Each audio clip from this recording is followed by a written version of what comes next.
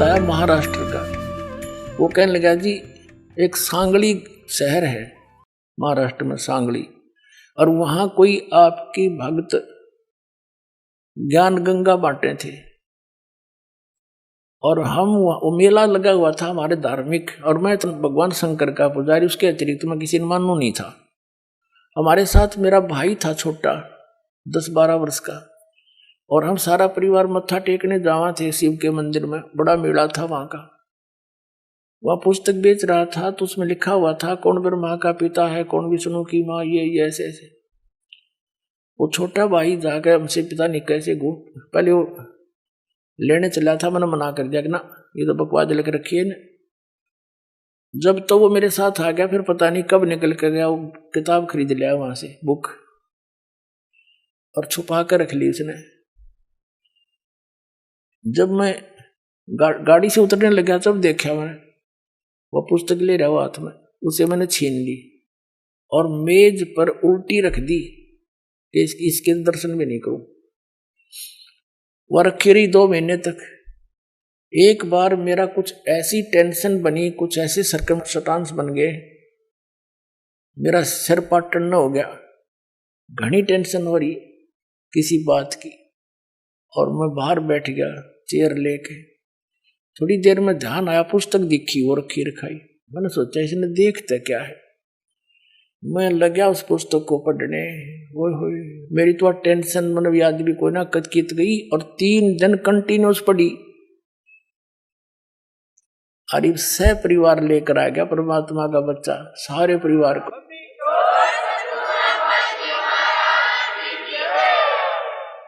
तो ये एक किस्म का परमाणु बन गया ये पुस्तक परमात्मा के ज्ञान की। अब वो उससे फिर रिश्तेदार में जाती है, वहां से ले गया सैकड़ों पुस्तक, सबको दूंगा एक एक, और प्यार से पढ़ाऊंगा, अपने कसम खाऊंगा, बताऊंगा सच्चाई क्या है, मेरे जैसे भ्रमित है सारे। तो पुण्यात्माओं, आप सबका दायित्व बनता है यो कि अपने भूला न राह बतावे, और पहले जब बताना जब आपका विश्वास हो जाए कि दास सच्ची कह रहा है, ना भूल के भी इसका जिक्र ना करना जब तक आपका विश्वास ना हो।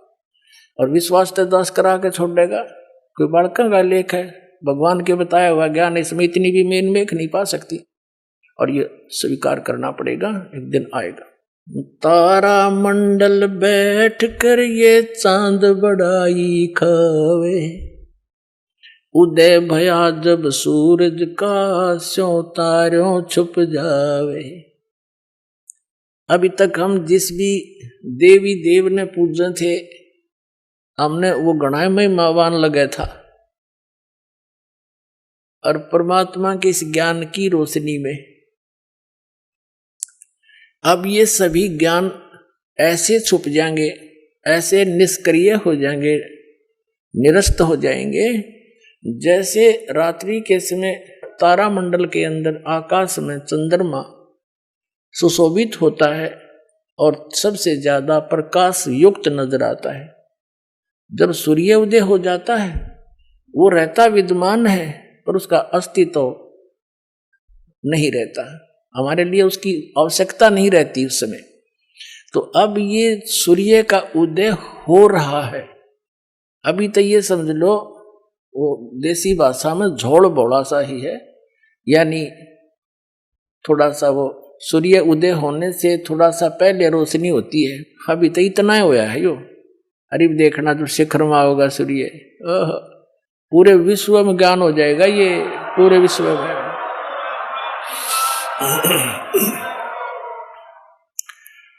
तो परमात्मा क्या बताना चाहते हैं कि आप यहाँ के वासी नहीं हो, आप सतलोक में रहा करते, वहां सारे सुख थे, और अपने पैर पर आपको वाड़ा मार लिया। ये दास एक जूनियर इंजीनियर था इसमें, कंस्ट्रक्शन सिविल के अंदर, हरियाणा में इरिगेशन डिपार्टमेंट। तो वहां पर एक बहन अपने 2 बच्चों को लेकर मजदूरी करने आई, और वह लड़की मजदूरों की जैसी नहीं लगे थी। फिर भी कोई इतना विशेष ध्यान नहीं किया, कोई बात नहीं, पता नहीं परमात्मा किस घर में कैसा बालक हो जाए।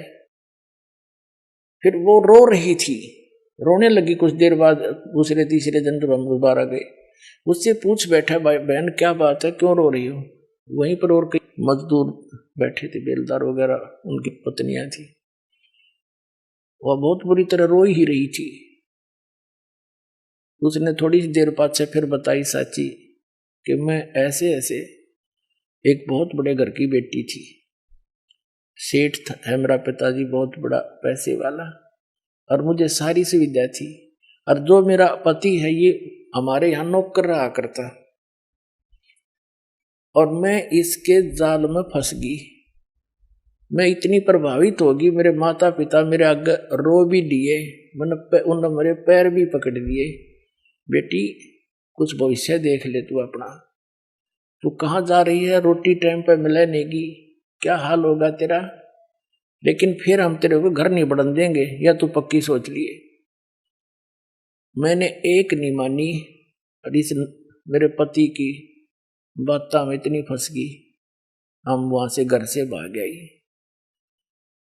अब ये जो मैं पैसा लेकर आई थी 1-2-4 लाख रुपए, वो खर्च कर दिए, सारा शराब पीता है।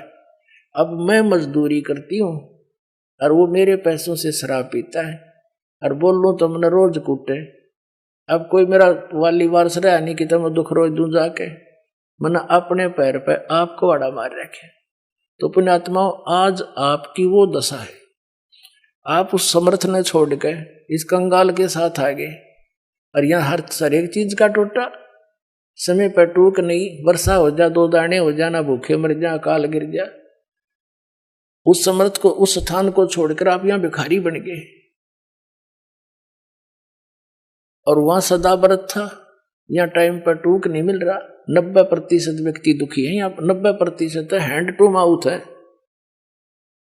और कम से कम विश्व के 20-30 बल्कि 40% आदमी मांस खा के गुजारा कर रहे, मछली कोई खाने नहीं, ये खाने की चीज है, नरे पाप कमाने। तो कहने का भाव ये है पुण्यात्माओं, हम गलत स्थान पाएंगे, या वह वस्तु है ही नहीं जो हमने, जिसकी हमें आवश्यकता है, अति आवश्यकता है। किस किस चीज की आवश्यकता है? तो मृत्यु नहीं होनी चाहिए। अगर हमारी मृत्यु ना हो, हम फिर भी से ढीठ हो रहे हैं, कोई दिक्कत नहीं, तो हाथ भी कट जाए, पाँव भी कट जाए, मृत्यु ना होनी चाहिए। अरिया भी कंपलसरी। दूसरा, बुढ़ापा नहीं होना चाहिए, कोई वृद्ध होना पसंद नहीं करता, सारे होंगे। फिर आप देख रहे हो यहाँ सारी सुविधा चाहिए, बड़ी कोठी, सबकी इच्छा है बड़ी कोठी हो, कार हो, पार्क हो, डली हो, सरोवर हो स्नान करने। तो ये सुविधाएं आप यहाँ खोज रहे हो, जहां 7 जन्म भी 100 असंख्य जन्म नहीं पा सकती आपको। ये सतलोक में है, आपकी ज्यों की त्यों रखी है, वहां आपका सारा सामान सुरक्षित है। लेकिन आपकी बुद्धि कद सेट होएगी जिस दिन आपकी बुद्धि यहां से इस ज्ञान से हटेगी। ये ना सोचना दास को एक लोक वेद दंत कथा सुना रहा है, या किसी डोम बाट की गाई हुई कथा सुना रहा है। ये तो वो वचन सुना रहा है जो परमात्मा ने स्वयं अपने घर का भेद दिया करके, और जिन महापुरुषों को साथ ले गए फिर वापस छोड़ा, उन्होंने इसलिए छोड़ा था कि ये मेरे गवाह बन जाए, फिर बाद में मेरे बच्चों को गवाही दे जाए कि सचमुच कबीर इज गॉड, कबीर परमात्मा है, और सतलोक में ये सारे सुख हैं।